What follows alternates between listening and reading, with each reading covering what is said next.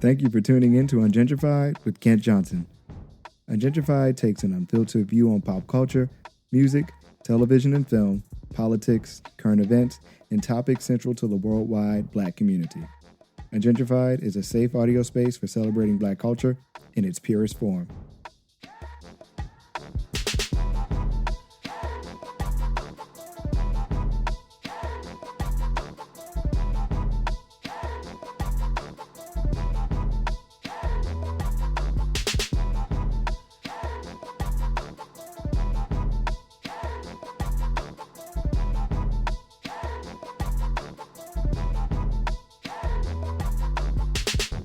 Thank you for joining us for another episode of Ungentrified. I'm your host, Kent Johnson, and I'm excited to talk about what we have on the agenda today.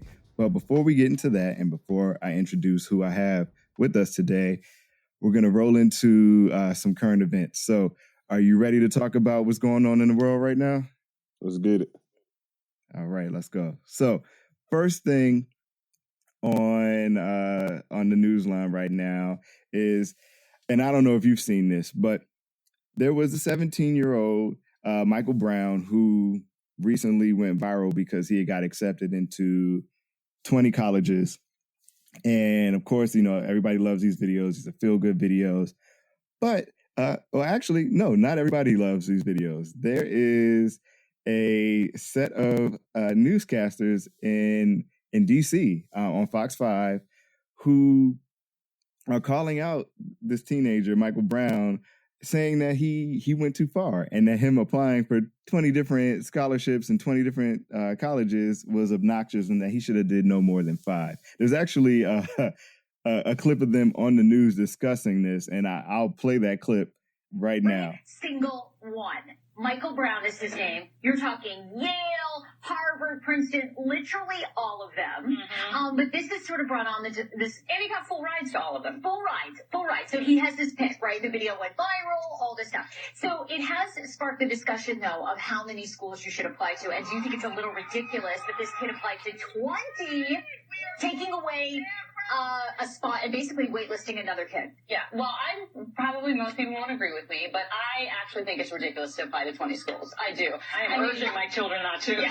I mean, he could have applied to 5. He would have gotten in all 5. It would have been equally as impressive. 10 would have been impressive. And you can Google as many articles as you want. Admissions officers will say on average you should apply to 4 to 8 schools, right? So do you think this is a little obnoxious? I think it's a little obnoxious because you can only go to one. Right. You can only take one full ride. And you are taking a spot from someone else who works really hard. But Holly, why not? The kid could get into. But if you don't take it, the full ride goes back into the pot, right? Oh yeah. The best thing about this story, which I stand on, is that 19 kids come off the wait list. Right. 19 other kids are going to get it. But 19 kids also had really sad days, and their parents talked them off the ledge when they didn't get it. What's weird is that this is the conversation I'm always having now with my kids who are looking to go to school after high school, college, and I'm like 5 schools. Yeah, I think 5 schools. But there is the math. I found this article on Prep Scholar, and they say if the more selective you want to be, or the more, I guess, selective colleges, that number goes up to 15. It can go up to 15, but they really say, if you look at it this way, around 8, you should have like 3 target schools. Yeah. Those schools you're probably going to get in. You may not, but you're probably going to get in. They're definitely in your range. Have 2 reach schools. Those are ones that, you don't. Right. You may not, but who knows? You may. And then you need 2 safety schools. Right? I mean, that would be, yeah. But I think this kid obviously knew he was super smart. So is he going to put that, I know, but is he going to put that on his application? This takes nothing away from him. Clearly, he is amazing. You know what I mean? Clearly, this child is amazing. But on every job interview he does, I got it. By the way, I'm that kid. And I got So, I think this is ridiculous. I don't know about you, but the fact that we are trying to shade or put any kind of negative light on somebody getting accepted into college is just bananas to me. Why would we limit somebody's greatness? And their reasoning for doing it is just dumb. It's that he's taking opportunities away from somebody else, or somebody got waitlisted. If he had applied, or if he hadn't, the cards would have fell the way they would have. I don't know. What's your take on that situation? I definitely believe that we shouldn't limit him for actually being ambitious enough to apply to these different schools. Because, I mean, you never know what school you'll get into. So why would you limit yourself, especially if you have the opportunity to, well, also the resources to apply to these schools, because we know application fees and all of that stuff. So he went through the necessary channels that he needed to do to actually apply. It's not his fault that he got into all of these schools. And I mean, if he's great, he's great. And these schools are recognizing it. So why are they trying to throw shade towards him? I sat there, and when I saw the clip, when it got sent to me, I was just like, no, this isn't a real conversation. This is, somebody making a mockery of these videos. And then I look, and it's Fox 5 in DC. And then not only that, one of the hosts was Black. I forget her last name, but Allison is her first name. And she didn't speak up for it at all. As a matter of fact, she kind of co-signed what her co-hosts were saying, saying that she told her children no more than 5. But it's like, no. When I was applying for colleges, I applied everywhere I felt I had a chance. And then even the places I didn't feel like I had a chance. I didn't care about anybody else getting in because nobody cared about me getting in. So exactly, the fact that they felt like this was the angle they were going to take on, I feel like these are one of those things where it was like, okay, we're going to be controversial for the point of going viral and getting views, and not because I hope, especially you, Allison, I hope that you don't actually believe that this young man applying to 20 schools and getting into all 20 was an issue in any way, shape, or form. Another ridiculous point in the news this week is dealing with Crystal Mason, who is a 43-year-old former tax preparer from Texas, who had recently got out of jail, and this was around 2016, went to vote and didn't know that because of her past convictions, she wouldn't have been able to vote. It was illegal for her to vote. She had no idea. Probation officer didn't say anything. When she went to vote, nobody said anything. No checks were balanced. No I's were dotted. No T's were crossed. And she was allowed to vote. And in doing so, voted illegally. The judge came back, and this is in Tarrant County, Texas, and found her guilty of illegally voting, and she is now going back to jail for 5 years for this infraction. This is ridiculous. I can't even like it. These are the things that really frustrate me about the justice system, especially. So I side hustle as an attorney. It doesn't. Right. It's not my day job. I do it every once in a blue moon. You say your side hustle. But these gross handlings of cases like this, it blows my mind that we felt like this was okay, and that nobody. To me, it shines a light on the fact that our voting system is flawed. Right. If all the way along the process, nobody was like, oh, you know what? Hey, we pulled up your information. Looks like you can't vote. Sorry. She's working under the assumption that all of these people who would have the ability to tell her yes or no when she came into the school to vote or the church to vote that day, and nobody said anything, Right. And it just shows you that they don't even know. Yeah. Like this is 5 years was ridiculous. This should have been a slap on the wrist. And right. And did her vote change the outcome of any election at all? If it didn't, we shouldn't even be discussing this even further than that. And she definitely shouldn't be spending another 5 years in jail for something so silly, especially when we have situations like Ethan Couch,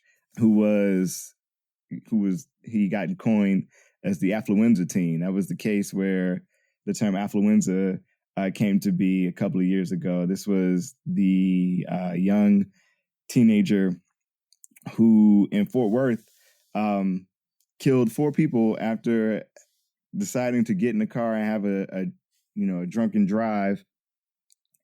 And, he got off with a slap on the wrist. 4 people are gone from this earth because of his actions. And he's been getting, the joy of privilege the entire time. I don't know if you remember this case, but after he was convicted, like, he went on the run. He was on the lam and violated his probation. Right. But like you said before, he has the privilege because of a lot of it's based off his skin color. He's a white male in America. Right. So, I mean, he has that ability to maneuver ways that we as people of color do not. Right. And let me just refresh everybody's memory on this case. This was in 2013. Ethan and a group of his friends stole from a store, violation number 1, stole beer from a store. He was underage at the time. He had a party at his parents' house and then decided that he was in the best state of mind to go driving. He did so, ended up killing 4 people on his drive. And one of the people that was in the car ended up paralyzed and had brain damage as a result of his actions. His blood alcohol level when they finally went to the scene of the crime was 0.24, which is 3 times the legal limit in Texas. And this is after the crash. So there's no saying what it was at the time. Right. And what it was when he decided to get in the car. So he got 10 years of probation instead of a 20-year sentence, which to me 20 years wasn't enough. But he got 10 years of probation and then violated that. Like, you got the golden ticket and then you couldn't even handle that. Like, right. Oh man, it's ridiculous, man. The amount of passes that people get is just mind-boggling to me. And then when you compare that, and then this is Texas, when you compare that to this lady's situation with the voting, like, she did her time. She had been arrested for tax fraud, did her time, trying to get acclimated back to society. Her mother encouraged her to go vote.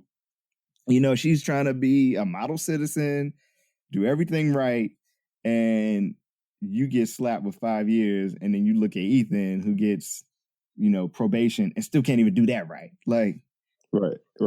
Yeah, it's ridiculous. Yeah, blows my mind. Another ridiculous point in news this week. So a poll came out from YouGov, which is some survey organization. And the result of the survey was that 40% of white people think that Black people would be just as well off as white people if only they worked harder. Because that's all it takes. Right. That's it. This survey asked a number of questions about, like, racial resentment. And one of the questions centered around, let me make sure I quote this correctly.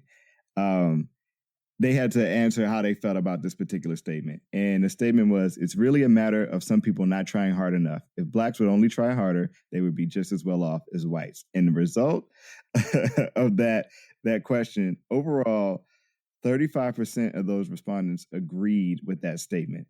And 16% of that agreed strongly. This makes my head hurt. Yeah, close to half of the people who agreed strongly felt that way. Like, that's crazy. Right, it is. It makes no sense. It makes me want to ask people, like, what world are you living in? Right. And this wasn't about political parties. This was just in general. When you get down to political parties, 59% of Republicans agree with that statement at some level.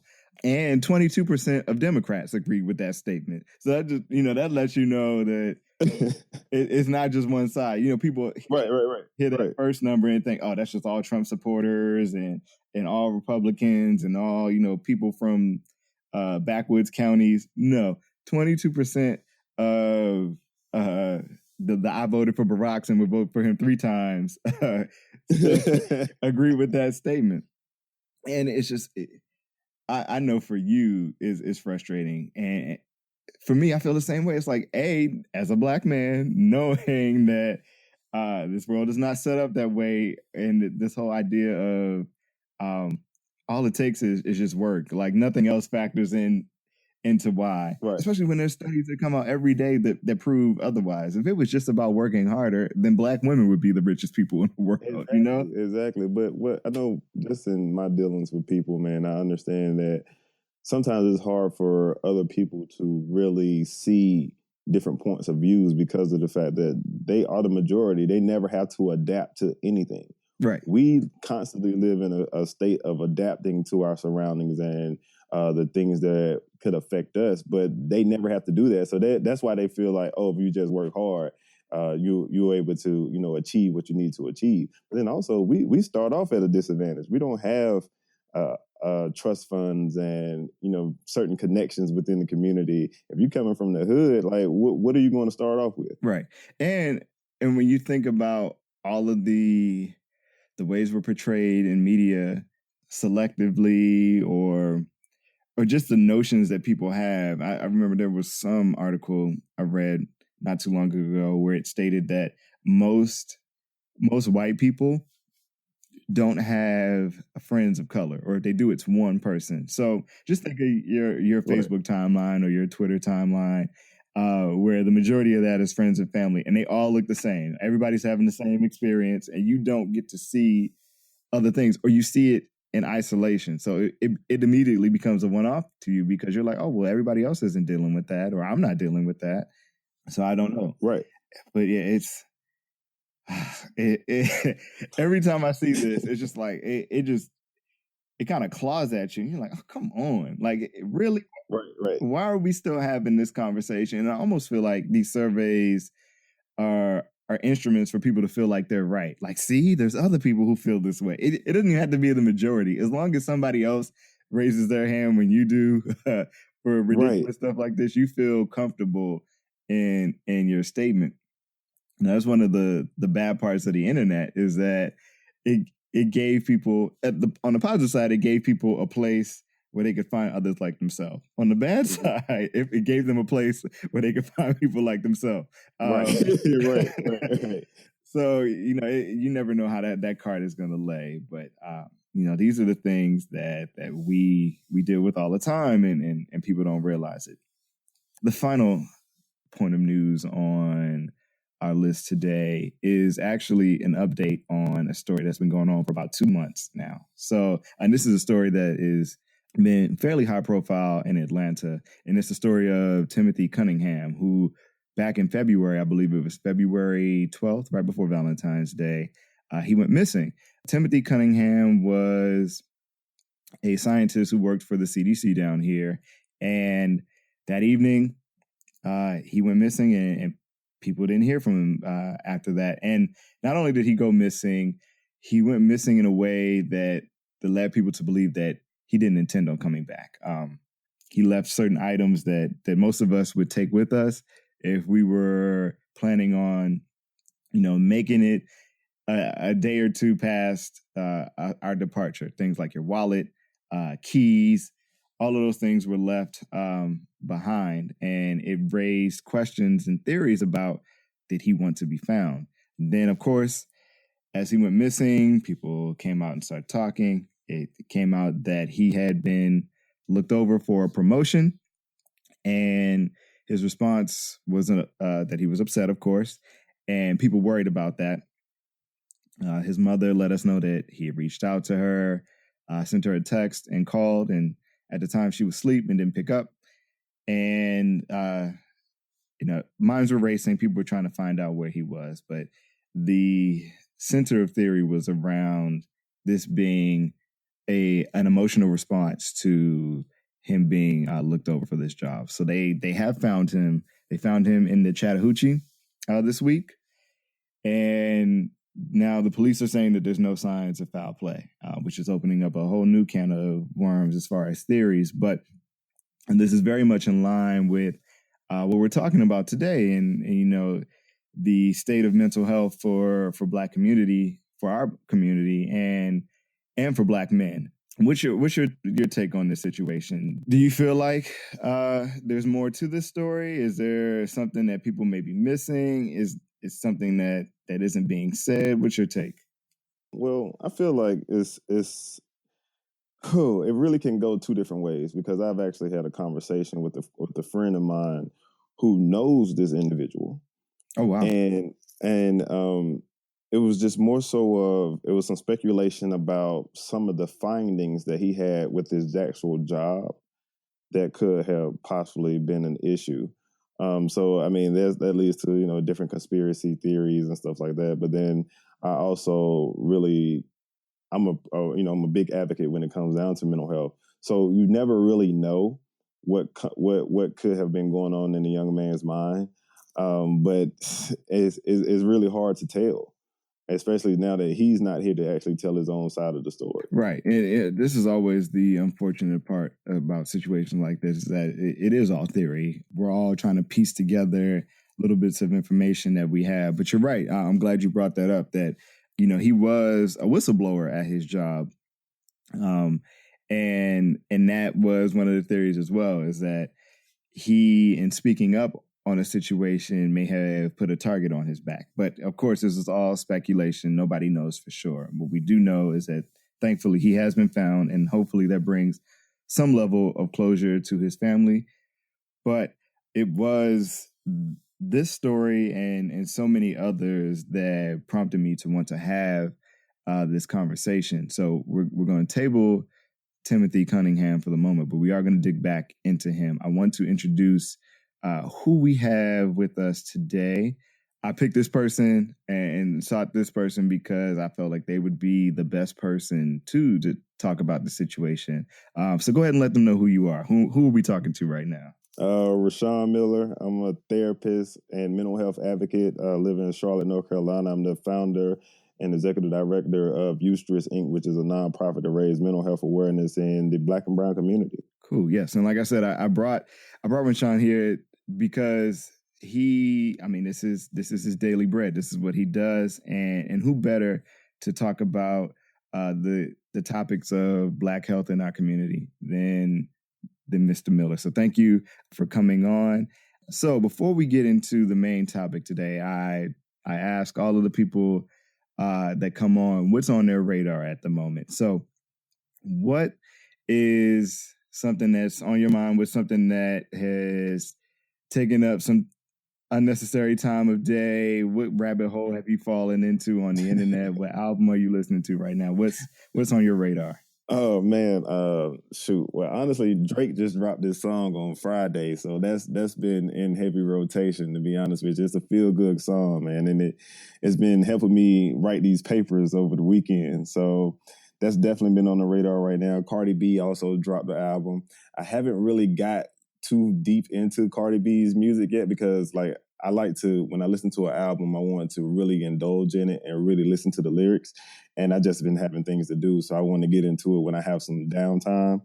Checked out the Dave Letterman interview with Jay-Z. How was that? I haven't seen it yet. It's on my to-do list. Man, it's dope. It's dope. I enjoy to watch Jay be vulnerable when it comes down to different aspects of his life, and especially with him and his relationship with Beyonce. They're very private, so for him to open up about certain things is really dope to see that he's human too, but you can really connect with him in some type of way. And I grew up listening to Jay, so that's one of my favorite rappers growing up. So to really see that vulnerability is really dope. Yeah, I always say that whenever you see Jay with his legs crossed in an interview, it's a good interview. Like you already know, like you're gonna get some intimate details. He about to drop some quotables, some very heart-to-heart kind of moments. We about to get all of it. So I saw the clip and I saw them legs crossed. I was like, yep, I gotta watch it. And I've been caught up with other stuff the past couple of days and haven't gotten to it yet, but it's on my radar. For those of you who have listened to past episodes, I'm still working my way through Wild Wild Country, which, Rwenshaun, if you have not seen that on Netflix, please set aside some time to watch it. It is it's a documentary on a cult that came to be in the early 80s in the Midwest. And to me, it is a prime example of when white people get mad when Black or brown people play their game against them. So if you are ever interested in something like that, make sure that you check out Wild Wild Country. I am still recommending that. That is on my radar. I'm with you. I have listened to half of the Cardi B. Okay. And to me, she's got it. She's good. She's gonna ride on this for a minute. It's like, seeing your cousin graduate from high school or something like that. Right. It's a happy moment for everybody. Thing that has interested me lately, and this just happened, the clip from Saturday Night Live with Chadwick Boseman, and Cardi B was also performing this weekend, but they did the segment that they normally do whenever a Black person comes on the show, which is Black Jeopardy. And Chadwick is on there as T'Challa. It is hilarious. Please take 6 minutes of your day or your week to watch it. It is fantastic, and he goes full like T'Challa during it. Right. I actually checked that out. One of my homies sent that to me probably about 20 minutes before we got on the line, man. So yeah, it definitely had me rolling. Yeah, it was hilarious, and Saturday Night Live is hit or miss. So I usually just I wait to see which clip is the one that people are talking about, and that's usually the funnest moment. Right. And that one turned out to be it. But other than that, those are the things that are on my radar right now. Nothing else has caught my attention as of late. But let's go ahead and get into the pot of issues that we need to go through today. So, as I mentioned, the story of Timothy Cunningham was kind of the foundation for the conversation I wanted to have today. Not only that, but that article before where we talked about, the outside perception of the Black experience and how, the theory and the understanding is that if we only tried harder, but that has an ugly side to that, and no one takes into consideration the people who actually have to deal with those accusations of inability or of being less than in some way, shape, or form, or that they aren't doing their best. And I wanted to talk about, how those things impact us as individuals and as a community, because they definitely do. And I know you can speak to that as well. This is your work. So let's just go ahead and get right into it. What are some of the things that you think our community misunderstands about mental health? For one, I think we really don't know what mental health is. Whether it's what a diagnosis actually means or what type of treatment we need to get to address our mental health issues. A lot of times we associate mental health with just being crazy. We give it this broad term and we never really address it. So that's one of the main things I feel like is us being able to identify what it is and being able to really communicate about it. That's coming down to the language that we use. That's coming down to how it affects us and who it affects. Because we honestly, mental health is something that should be important to us all. Because we all go through something at some point in time, and we may not have a diagnosis for it, but we all been sad. We all been extremely happy. We all been, fearful of different things. So all of these things play into the way your ability to perceive your outside experience. Right. I'm glad you brought up the point on how we just blanket the term mental health as crazy and nothing else. We don't give any kind of nuance or right. or degree or level to it. It's just, something wrong with them, and that's it. Right. And we come from it from a perspective of it can't be fixed. Mm-hmm. And I think that leads to a lot of issues too. And why do you think that is? Why do we seem to underplay or overlook what may be, issues of mental health or even depression? Why do we just put that blanket crazy statement over it and use that as our descriptor and that's it? A lot of times, because just from my personal experience with dealing with mental health challenges, we don't want to acknowledge that something may be wrong with us. And not saying that having a mental health challenge is something wrong with you, but you may need help with addressing some type of issue. Especially us in the Black community, we want to always portray ourselves as being strong. We want to show no type of weakness. We always want to be that person you can go to or that person you can count on. Because in a lot of instances, when we step outside of our house, we have to be that person. Whether we're in the boardroom or whether you're with your boys, you always want to be that strong individual and don't want to show any type of vulnerability. So we always downplay how we truly feel.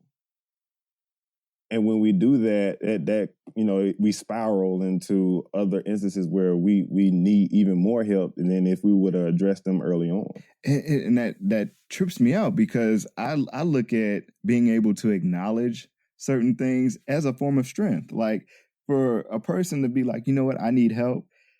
And maybe this may just be my outlook on it, because when I come to things, it's like I've exhausted every possible means of me trying to handle this on my own. I have exhausted my level of strength when it comes to this. Mm-hmm. So the only next, progression point is for me to ask somebody else who has the tools or the skills to equip me with the strength to get whatever it is. And I think that, people don't look at that as a form of strength, but it really is. To acknowledge that you aren't great in an area is not a downfall. I definitely agree. Part of being the best you is knowing what you're not best at. Right, exactly. And I think, just to piggyback off of what you were saying, I think a lot of times people have this perception of themselves that they still are holding it in the road, and they're not. So I think, like you said, you reach out for help when you realize that you exhausted all options. Some people don't understand that they've already exhausted all of their options and they need to actually seek help. Oh, that's such a valid point. Yeah, people, and it's nothing wrong with this. I mean, we all hear the, Black excellence, Black girl magic, and these are great, empowering terms, but at the same time, it puts us in a position where we feel like we don't have to ask for help, like you said, and it creates these superheroes with flaws that they can't see yet, and right. And it goes back to that study, that survey that was done, where, like, you don't want to be the person that makes 41% of white people think that Black people just need to try harder. You don't want to be the person that tips the scale, in the wrong direction. So you're going out and putting on fronts, and the only person you're hurting is yourself in these situations. Mm-hmm. So true. And I don't know about you, but there have been plenty of times where I, just in doing like a reflection, I look back and I was like, man, I was depressed. Like, I didn't know how to handle it at the time. Luckily, I was able to get through it, but I probably would have been far better off had I sought help at this level of that point in time versus whatever I did use to get through that moment, or to have would have been that breakthrough. Because a lot of times we see people trying to fix these issues and they're not doing them in healthy ways. Right. And then I think a lot of time, like you said, for me, I had to realize that it's not about fixing my issue. It's about it's about developing the skills to live with that particular issue that I have. So I was diagnosed with bipolar disorder. There's no fixing bipolar disorder. It's a point about Sean learning himself so he can be the most optimal person he can be as he continues to live with bipolar disorder. Right. Yeah. Like, it's like we all have things in our life on any degree that may be indications of us needing assistance. And and what we do at those points, determines how we move forward in the rest of our life. And like you said, it's not even about fixing it. It's about finding that level of maintenance, for you and what works for you. And why do you think that is? It comes back to identity, like, and it's both sides of it. Like, we're afraid to identify internally that we may be dealing with things, but even as friends, as husbands, as wives, as boyfriends, as brothers and sisters, as fathers or daughters, we're afraid to identify that for other people too. Right. Like, we won't tell, our spouse or our close friend or our frat brother you know what, you all right? Like, are you something going on? Right. Like we're afraid to take it there, or it's very surface. It's all right, well, I gave him a chance to say something and he didn't, so I'm gonna leave it alone. Right. Instead of, really doing that. And it's like, why are we afraid to even help other people in situations? Because we all have enough of the wherewithal to pick up at least some of the surface signs for things. Mm-hmm. Mm-hmm. But that idea that we all have to be stronger, that we all are strong, gets in the way of us helping other people too. I don't know. What's your take on that? I believe that sometimes we're scared to challenge our friends and our close family members about, them possibly receiving help or getting help, is because we don't know how they're going to respond. And we're too afraid of them responding negatively or them, lashing out, that we rather just play it safe and, just be a yes person for them. And then in addition to that, I think one of the largest things is the fact that even if they decide to open up to you, you don't know how to respond. So if I check you, I'll be like, yo, Kent, man, I'm noticing that, you're withdrawing a lot and you've been drinking a little bit heavy the last couple of weeks, man. What's going on? If you decide to open up to me and then I don't have a response to you, then I'm gonna look like a fool for calling you out. That is true. Without having a plan after the fact. Yeah, I think you're right. Nobody wants to be exposed on either end of that. But it's like if we are in this level of comfort with one another, if we're, as close as we claim we are, we should be able to allow ourselves those moments. And that's something I frustrate with all of the time. Like, I feel like we all are different people to different people. Even, our closest friends, family, we're different people to all of those to all those people and to ourselves. And it's hard to find that common line, no matter how quote unquote real people say they are. There's always something that's missing from someone's interpretation of you. And and like you said, nobody in that situation wants to be put on the spot and be prepared to answer that question or to be prepared to respond to the answer. But it hurts us. It really hurts us. So, like in your situation, you've spoken very candidly about your personal struggles and ultimately breakthroughs. So what was the point for you where you figured out that it was more than what you could do for yourself, or that the thing that you needed to do for yourself was to seek outside help? Well, I've had a couple of breakthroughs, honestly. The first time my family made this breakthrough for me. They actually took me to the hospital, and I was in a psychiatric ward of a emergency room. So that was the first thing when you're sitting in a padded room and you realize that you're no longer where you normally are. Because I was actually a sophomore in college at the time, and something that you hinted on earlier is the identity aspect. Like, I was an athlete and I was a top student, but now I'm in this psychiatric ward. And I'm like, whoa, that was something that was a real breakthrough, and it made me really analyze what I needed to do to get better. But then another breakthrough came through, honestly, man, my last suicide attempt. I got to the point where I didn't want to live anymore. And and previously I had attempted 2 other times, but this last time I was like, I'm gonna really go through with it. And I put a gun in my head and pulled the trigger.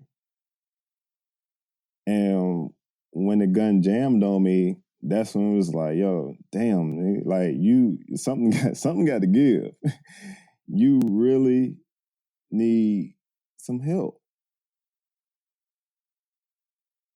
And no matter what, like this is your third time trying to kill yourself because you want to take some type of control over your life, and you failed at it. So now it's time for you to try to take control some other type of way with assistance from therapists and medication. And, I've never thought of it that way, that, that when people, in certain situations, suicide is a form of people putting in an attempt to take control of their lives. Like this is something that I can do, and it doesn't have any outside influence or whatever it takes me to get to that point. This is something that I have made as a decision, and then that's my point for this. This is why I've gotten here. I've never looked at it that way, and I think part of what helps our community is opening up, your idea that it's not just your brain having these thoughts, that other people are dealing with things and they may be approaching it in a different way to you. And a lot of times in our community, we don't have that ability of empathy. Like we're,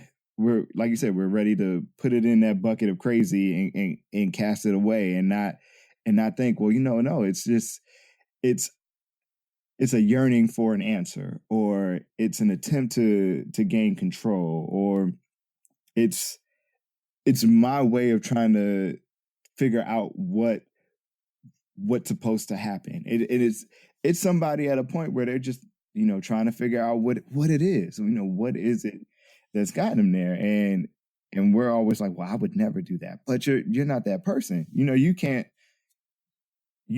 figure out or try to figure out why that person did certain things. And suicide is something that impacted my family in a big way. And there were a lot of questions around, the why, because for identity purposes, we all assumed that, and this is my cousin, that she was okay, that everything was going great. She was in a good relationship. She was doing what she loved.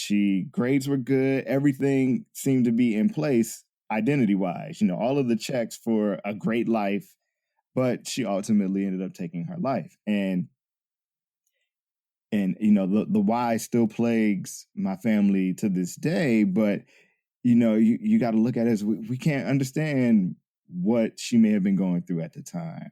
Or we may not have had the lens, to be able to do it. We, we're all under, oh no, she's good. And that was it, Right. And there may have been things that were clear to us, or that we just overlooked because it didn't reach that level of quote unquote crazy, But even though Kent, but think about it like this. Think about some days when you're not feeling your ultimate best, but you have to go to meetings and you have to interact with people. Think about that mask that you put on. Think about how your ability to portray that everything is okay in your life, and in your mind everything is crashing down. Think about how often do you do that? Yeah, the time that sticks out to me the most, and this was when I referenced earlier, like looking back on it, like, man, I was completely just, it was a low place for me. It was, so I didn't pass the bar the first time when I took it. Mm-hmm. And this was something for me that was a nightmare that was like 4 years in the making. So I've very much been of the thought school that I didn't tell people what I was doing until it was done. Right. I worked on it in the, behind the scenes, and if I asked you your thought about something, it wasn't because I needed your opinion. It was because I wanted to let you know that I was doing this, and things like that. So I worked like that all through life, and even up into getting into law school. Like, very few people knew that I was taking the LSAT. Very few people knew rather that I was applying for law schools. Real G's move in silence.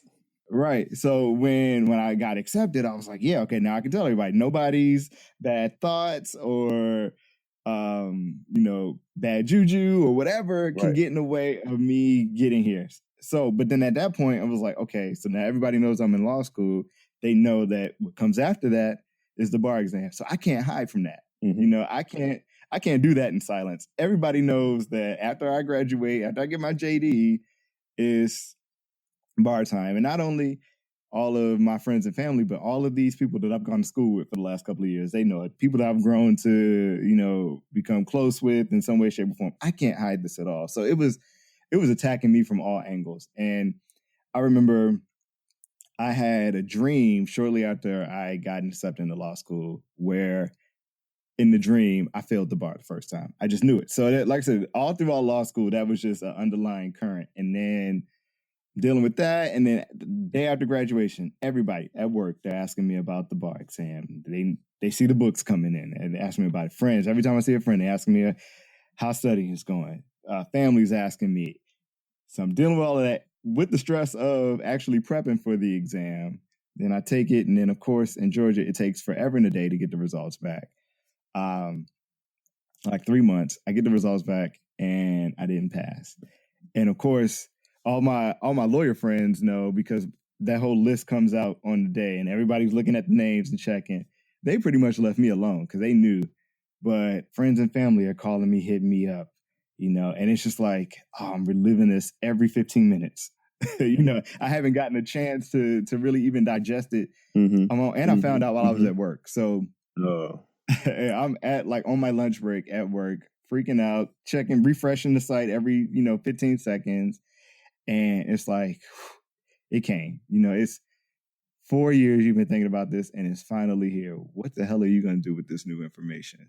And like I said, it felt like I just blacked out, and I was a ghost for the rest of the day. And I remember coming home and turning off all the lights in the house and just getting into bed. And I didn't get out of bed that whole weekend. And then realizing Sunday night that I got to go through this all again tomorrow. Like I cannot answer my phone. I can do those things, but I can't call out of work. Like I got to check. I got to maintain the check. I got other things that are going on. And I remember being like, okay, you can't even deal with this right now. Life moves on. You're going to take it again. So just go ahead and sign up for it, and you'll package this and deal with it later. But it just, that next 8 months and me preparing to take it the next time was hell for me. Like every day was hell. It was always in the back of my mind. And it was just like, I couldn't explain it to anybody. I felt like I couldn't, because at this point, everybody knew Kent's identity as, he's doing this, he's doing that. He's been the top of this, the top of that. I can't tell anyone that, there's a crack in the surface or that I'm dealing with things. And, like I said, I look back on that now and can be like, man, I really needed help. I needed to talk to somebody, and I just wouldn't do it. And I probably would have saved myself so much strain and stress and just like self-pity and concern about who I was if I had just stepped up and had the strength to be like, you know what, somebody needs to come in and give me the tools. Somebody needs to help me out with this. And it's one of those things I look back on. I was like, Ken, you really went about that the best way you knew how, but the wrong way. And and I always think about that when people were like, you're generally, even keel. You have a really good spirit about you. And I was like, no, don't. That is the identity that I've given to you. Don't think that that there isn't more to me and that I haven't gone through things. But yeah, it's hard to deal with. Like you said, when your identity becomes something else and you have to deal with that. Like you said, when you realize when you were in that room that you were no longer Sean the athlete, right. You were becoming this new identity, and now you're being forced to deal with it. And sometimes you don't have the ability because you've been somebody else this whole time. And that's okay. I just really hope that people realize that it's okay to become these new identities. You just got to figure out if you have the tools, and if you don't, just to figure out who can get you those tools. Agreed. Well, first of all, I want to commend you for being able to reflect on that down period in your life and then and actually learn from it. Because it's something that a lot of times we try to brush it off, and we end up back into these vicious cycles. So now as you reflect back on that actual period in your life, is it something that you often go back to guide you throughout your daily dealings today? Yeah, most definitely. I spoke about this earlier, kind of the irony in what we perceive as strength, like the irony of confidence. Like I looked at that like maybe you're not as confident as you say you are, because if you were, you wouldn't have had no issue saying like, you know what, I didn't pass. It's all right. It's just a test. I was dealing with it, but I got some help and I'm good. Like I didn't have the confidence to say that. So how can I claim myself as confident? And that was the point where I was like, you know what? You got to be able to walk in whatever your identity is. And that's not saying that, the next day I flipped the switch and that was it. It's something that you grow with. These are things that I've decided I want to take on, as I build this identity for myself, or as I, figure out this new identity of who I've become. And these are things that only grow and get better with the passage of time. I can't fix it on Tuesday because it happened on Monday. These are things that are a work in progress. And I think that's one of the issues that we as a community often have, is that we want this instant kind of cure, this instant solution. And it doesn't work out that way. You can instantly start it, but the cure doesn't happen. Like we want this immediate gratification for happiness, and a lot of times the things that are of value just don't happen that way. Right. And your identity and your personal health, mentally, physically, in any state of health, is something worth fighting for. And like I said, sometimes it takes, that change in identity to figure it out. But yeah, no, it's something that it's a constant reminder, and I use it as a progression point and not as a reflection on what I didn't do. I see it as an opportunity to figure out what I should be doing, And on that note, we're going to take a brief break, but we'll be right back to wrap up this episode of Ungentrified after a word from one of our sponsors. This episode of Ungentrified is brought to you by Fresh Heritage. Looking for premium grooming products created to amplify your beard game? Fresh Heritage's natural and organic beard oils are carefully crafted with ingredients used in the grooming traditions of our African ancestors, such as pure argan oil and organic jojoba, coconut, and sunflower oils. Their products keep your beard soft, shiny, and conditioned without the use of any harmful chemicals and ingredients.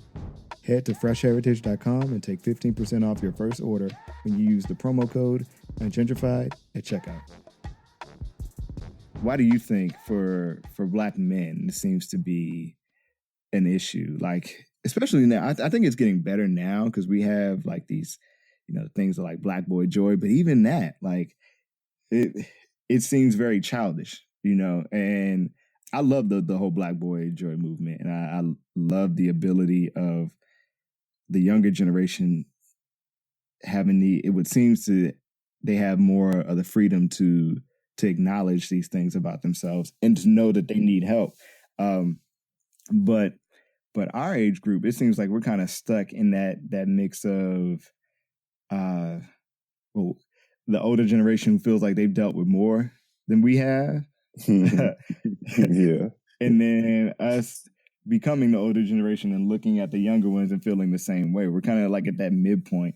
But for Black men specifically, it just seems like we don't understand or we haven't been given the space to understand. And there's some notes in researching and reading, I found that like men are, and this is men, not just Black men, but men in general, are 3.5 times more likely to die from suicide than women are.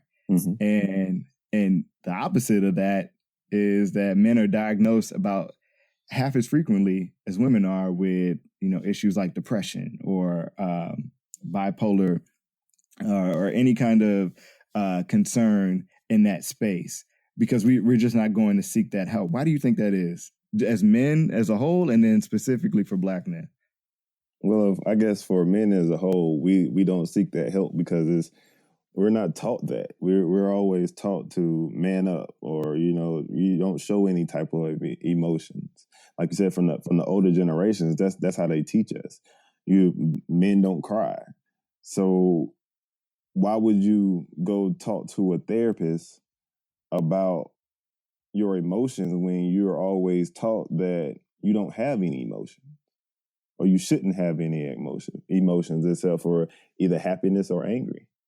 That's it. But we're not allowed to display anything else outside of that. So that's one reason I really feel like we don't access care the way we should. But then in addition to that, we, especially as Black men, there are not a lot of Black men in the field. And we're not comfortable talking about our issues with someone that doesn't look like us, whether it's not even just of the same race, but then also the same gender. So if you have very limited Black men in the field that are qualified to address these issues with you, to help develop these skills with you, you're not going to go seek guidance for it. And that was something that hindered me for a while, until I was able to find a Black male therapist. And he showed me that it was okay to go to therapy. And even then, he referred me to someone that didn't look like me, but I trusted him enough to actually go follow through with the treatment. Right. It's one of those things that I always go back to the notion of, like, you have to see people in these spaces in order for you to feel comfortable. And that's everything from, mental health to health in general, to education. If we don't see people who look like us, and that's why I commend you for doing the work that you've done, and giving a space for people to see that they're not alone, that, you have the added dimension of experiencing a lot of the concerns that people have, and can give that to, because a lot of times people are like, well, I can't talk to them because they've never been through this. And it isn't, and this could be, as broad as the Black experience to, right. To what I'm dealing with individually as a person. And it, at least one entryway of, having someone that looks like you, or is, something as simple as living in the same neighborhood as you. Like, we don't have those opportunities for those people. Like, when I think of Black neighborhoods, and I'm talking not like your big cities, your big Black meccas like Atlanta, but your smaller Black communities, where I can't recall ever seeing a shingle for, like, a mental health person or someone in that space, in that community. The shingle that we see hung up is the church, and that's right. That gets treated the same way crazy gets treated. Like, it's the end all and the solution for everything. And even with that, the church is giving you some of the tools, and some of the tools require action on your end. And sometimes the action is seeking a professional who knows how to do it. Right. And it's frustrating to me, especially as men. And I feel like age has given me a better field of understanding that help is needed. And because I talk about this with my friends a lot. Like, now, I look at my father, and he's 22 years my senior, and I see, like, the things that he's going through now in his 50s versus me looking at him when he was my age and thinking of what he was going through, and I see a different man, and I kind of understand some of the things and have learned from that, but a lot of us don't have that opportunity. And even then, that's just based off of, I hate to harp on this, but the identity that he's given me. Right. Thankfully, I've been lucky enough to have that identity, and it hasn't been around for my entire life. This is a recent connection we've had, but it's something that I have something to relate to, and we don't in a lot of these situations. And I feel like we got to find a way to open up these doors to allow for people to feel like they have a safe space. Right. And I don't know about you, but I see a lot of things being identified as safe spaces that aren't really safe spaces, and like, so this whole notion of self-care, like there's been, you know, this explosion of self-care in our community for the good. I love that people are taking moments for themselves, but I see a lot of things justified as self-care that aren't self-care at all. Like, these are things that are clear signs that someone's crying for help. Like, I'll see, you know, I'll be on Instagram scrolling down my timeline, and someone will be like, self-care, and it's their 5th bottle of Hennessy this week. And I'm like, Right. that ain't self-care. But like, you can't wash it away by labeling it something else. Right. Is that something that you see, or like, how are we using self-care in the best way? Oh, that's a great point, man. I think a lot of times, similar to, like I stated earlier, we don't know what self-care is. Just like we don't know what mental health is. Self-care is something that you incorporate in your life that allows you to not only feel better about yourself, but it's also something that allows you to be more productive, or it gives you joy. Sometimes people think that alcohol gives them joy, but they don't really analyze how you actually feel once you're engaged in it, and then even after. Because I know for me, back in my day, when I would consider alcohol as my self-care vice, I was drinking a 5th of tequila every other day. But then when I go back and reflect on it, like, being hungover is not fun. That wasn't self-care. Yeah, like that. That's not self-care, homie. Right. Like, and we see it all the time. We see it all of the time. You know, smoking a blunt. You know, now they have found that marijuana can have its, you know, medical uses, but, you know, smoking an ounce a day, no, that's an addiction. That's not self-care. Yeah, so I mean, it's so many different misuse, like you said, the misuse of the term, but people not understanding that self-care more so involves you finding something that you truly enjoy, like genuinely enjoy. It's not a change of your perception of the world, or a change of mind state. It's more so something that allows you to relax and get more in tune within yourself, but not something that can actually, you know, chemically change your mind state. Right.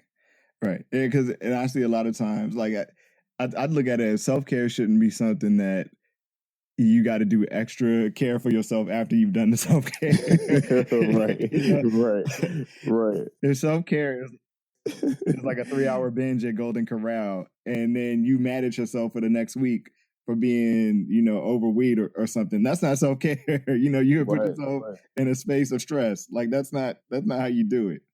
But like I said, I feel like a lot of those behaviors have become socially acceptable because of social media. Like, we see all these different images and perceptions of what self-care is. And I feel like social media is, you know, an angel and a devil at the same time, because, as I mentioned earlier, like, it's giving people a space to identify with other people in the world who may be dealing with something, Mm-hmm. but then it's also a space for someone else to identify you and make you a target for things. Like, do you think that social media has played into, like, how we as a community deal with mental health, and like, what are the upsides and downsides to that?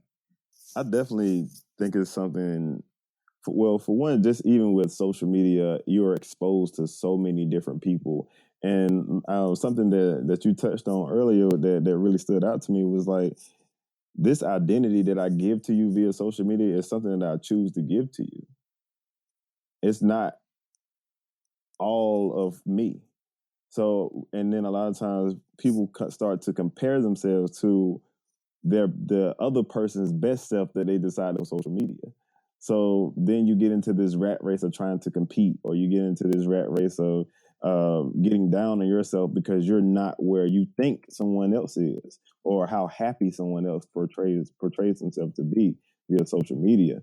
But I definitely see both sides of the coin. Like you said, it could be great where you are able to connect with individuals that may be dealing with some of the same things that you're dealing with, and y'all can work together to figure out better ways to address certain issues. But then, that other side of the coin is it can be detrimental, man, and where you're, like I said, you're caught into this rat race of comparing yourself, or you're actually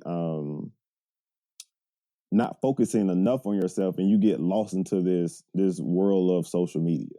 Yeah, like you said, and this is something that I have to gut check myself on. Like, I'll be going through my time, I'm like, man, why haven't I done that yet? Or why, like, and you got to look at like how you initially respond to those things. Mm-hmm. Like you said, everything is a commercial. Like, it's all a commercial. It's all like the highlights, the best part of whatever it was, even if it's the best part of a bad moment. It's the, mm-hmm. It's whatever entertainment value you're going to get from this for the sole purpose of receiving a reaction. So these are all things that are based in emotion, whether good or bad.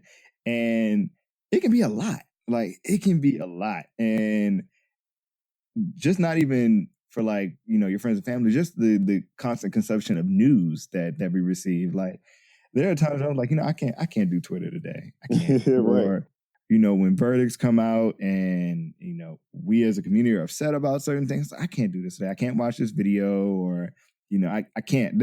That's a form of self-care for me. Like, I'm not going to do this because watching this is going to put me in a worse space, or going to trigger something in me that I don't need. But I don't think people realize just how, before you decide what filter you're going to put on your photo on Instagram, you've already filtered yourself in selecting that photo, and everybody goes about life that way. But yeah, it's so easy to get caught up and to think that, this snapshot or this 15-second clip of a person is a representation of their entire being. Mm-hmm. It's that identity that they've chosen to share. But like I said, there are great sides to that. Like, there are people who I can see them, their resolution with, this new person that they are, or they figured it out. They've gotten the tools. There are examples out there of people who may be at the point that you are now, and they have been open enough to share the progress that got them to, the space that they are now, which, is ultimately or hopefully a better one. There are opportunities for that, but I feel like those are far and few between versus the opportunities for negative impacts for that. And is there anything that we can do individually to kind of help that, or to at least be a beacon of hope in those around us to feel like they have, I don't know, the space to reach out, or what is it like? How is there any practice you've taken for, social media to be a space of help for others? Well, similar to you, like you said, I limit myself. I try to limit myself on social media just to try to be more present in my daily life. Like you said, some days I just feel like I can't deal with certain things, even with not even just social media. Sometimes even with group me, just like that constant engagement can become very tiring. But a lot of times, like you said, we when we post things on social media, we look to get a reaction, whether it's a like, whether it's a comment, or we're looking to find somebody that connects with us, whether it's with hashtags or anything like that. But I think for one thing is for me, I pay when I am on social media, I pay attention to what my friends and stuff post. Because if you really know that person, a lot of times you can pick up on when a person is sad, or when they're going through certain things. You see this a lot when certain people, they may be in a relationship or something. You can tell when they break up, because you can tell the stuff that they start posting or their captions. And and so when you see that stuff, sometimes you just have to reach out to that individual and ask them, do they want to talk? I know I do that with some of my friends now. For one, I try to allow them the space to communicate without having to put everything, all of their business on social media. That's one thing. And then because I've seen people put stuff on social media, but then be mad about people, quote unquote, all in their business. I'm like, well, you put it up there. So especially for my close friends, like, well, instead of you putting it on social media, if you have an issue, call me. And then we can talk about these things prior to. And then if you still feel, the need to actually go ahead and put it up there, go ahead, you do it. But you have another space to actually communicate these things before you put it all out there for the world to see. I'm glad you brought that up. I don't think I've ever known of anyone to be very transparent about like what they were dealing with at the moment and put it out for the world to see and then feel better about it afterwards. I don't see that very often. Usually it's that response. Like you said, everybody's all up in my business. Like you have drawn yourself deeper into whatever hole you may have been in by opening yourself up like that. But then we all know at least one person who's constantly doing it. And we're like, they haven't figured out. They haven't picked up whatever tool it is to be like, maybe this isn't the space for me. I think a lot of times we see people use social media as an outlet, but it's one of those self-care moments that's really not self-care. Like, right.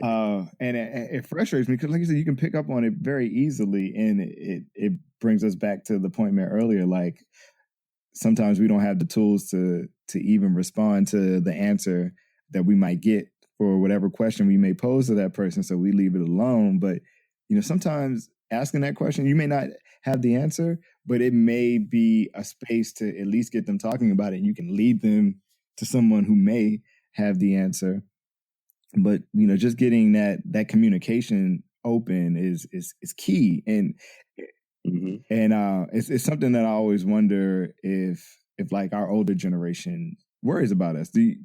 So answer me this. Do you think, in comparison to like our elders, our older generation, are we too sensitive, or have we really figured out better spaces to express ourselves? Like, I think we're moving in the right direction as far as, our increase in seeking assistance or guidance. But are we too sensitive? Is that a valid assessment of our generation? Oh, that's a loaded question. I don't think we're too sensitive. I think in some instances we may want to always be the victim when it comes down to certain things, and I don't say that as being sensitive, but we're definitely in tune with our emotions. But how we display those emotions may not come off as the correct way for some people. At the time, our parents grew up in a generation where it was just suck it up and you just move forward. But then we also understand the fact that when you're just sucking it up and trying to move forward, it leads to other issues that we've hinted at earlier, whether it's bad mental health or even, physical factors that may contribute to our deterioration, especially as a Black community, whether it be high blood pressure or, anything like that. All of those things can be triggered to stress. So I wouldn't say we're too sensitive. No, I wouldn't put it that way. I would more so say I would think that we are more in tune to the things that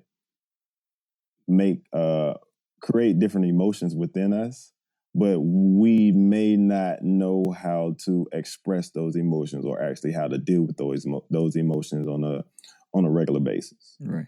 And I think it goes back to like our access to a bigger Black community than our elders may have had. Like they're very much of I know everybody on this side of town, and that's pretty much the extent of it. Where for us, we may have connections to people across the world, and we're a tweet away or a DM away from that person, and we have these experiences and these expressions that we may not have seen on our home turf. Now we've seen somewhere else, and we could make that a part of who we are. Whereas our generation before us didn't have that. And then we come from that twice as hard mentality, which is taught to us by our older generation. But Right.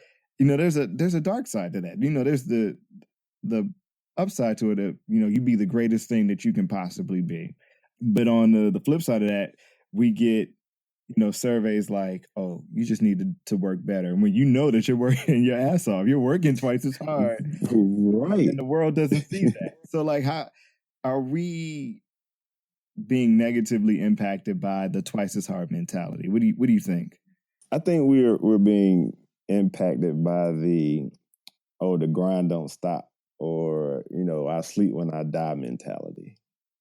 And I think that oh, I hate that. I hate the. To me, look, if I start yawning at 9:00, I'm going to sleep, because I can't do, like, I was never one who could do like all nighters or anything like that. Because I'm like, I can't be in the best mind to do anything if I'm grinding the whole time. Like, I can't be making the right decision. I don't have the mental space or the mental agility to do these things in this whole like rise and grind, no grind, or no sleep, kind of movement. It always bugged me so much. I was like, nah, I ain't doing it. Give me a pillow. I'm taking a nap. But yeah, no, I hate to cut you off, but yeah, I'm with you on that. But I think that's our generation's work twice as hard. I feel like that's how we correlate work twice as hard is, you gotta constantly always be grinding. You always gotta be doing something. And I honestly, I get caught up in that because I'm always thinking about work. And especially as an entrepreneur, and then you run a brand. So you already know what's the next move, or how can I make this better, or how can I make, reach the masses when it comes down to whatever you want to do and whatever your craft is. But that work twice as hard mentality, that's where the real self-care comes into the play. Where you, like you said, you have to take time for yourself so that you can be that optimal person when it comes down to knocking out your work, or when it comes down to learning whatever you need to learn to make sure that you're that top person wherever it is and whatever you want to actually do. That's where the real self-care is. But like you said, sometimes we confuse self-care with, okay, now I don't work this hard. Now I have the ability to go party for a whole weekend and get drunk, and then I'm starting off my Monday hungover. Like, that's where the confusion comes in at. But no, I definitely agree that we can get blinded by what is actually productive and then what is just actually being busy. I think our version of twice as hard is really kind of, it's isolationist in its approach. Like, the idea of twice as hard for our prior generation was a collective thing. Like, we all got to work twice as hard. Whereas like the grind don't stop kind of version that we use is very, I'm doing this, y'all ain't doing this. It's a very kind of me against the world kind of thing. And I think that leads to a lot of the issues that we see come up in people, is that, that sense of community around that mentality is gone. Like, it's a valid point. Like, I still think that, of course we have to work twice as hard, but we aren't dealing with that knowledge of twice as hard the right way. Like, we don't acknowledge the truth in it, but in a way that's positive to us. Like, it's like I said, this whole like rise of like the petty culture too falls into that. We're very, even though we're sharing ourselves with the world all of the time via social media, it's very much y'all against me. I'm willing to cut everybody off to do it, and then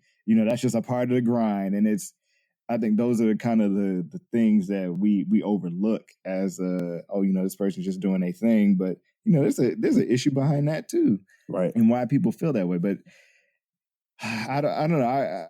I think, well, I know that we are in a better space than our elders were to some degree. There's some things that we as a community are still working on, but I feel like as far as expressing the need for help, we are in a better place.